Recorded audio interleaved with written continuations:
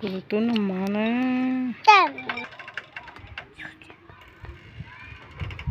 Ini nama Himalaya. Macam tu ni sama je, ni nama kuah. Dah macam tu je. Ni tu nama je tu nasi. Cuma tu na. Ni jauh lah ni cepat na jauh. Ni nama kuah nasi. Nama kuah selana na kan. Kalau kalau jenis na, jenis tu dong nhon. Tê tụ khoản cho tự tê chỉ nó chỉ cho nó mở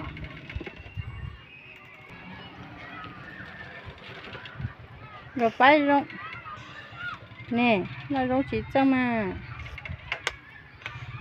ở bên kia mà chủ đó mở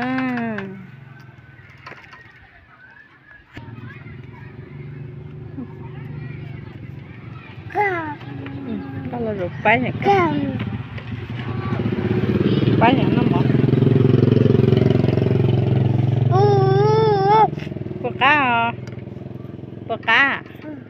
Peka. Nama peka ha. Kana. Kalau. Là nó mọc của nó. Nó chưa mặn.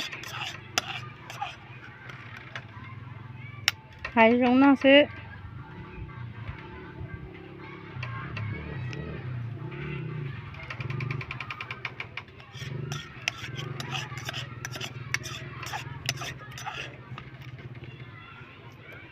Sao hay bật chơi mà nó rong thôi mà sao quên tới mà nè tôi liền đó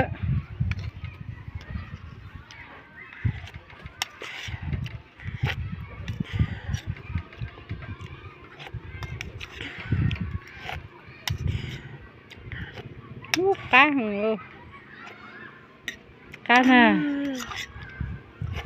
nó hàng tiêu nó hàng tiêu tính ra nó một hàng tiêu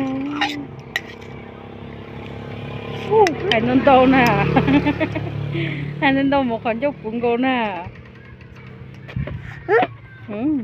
nó cho nó cỡ lo nè cá đây tia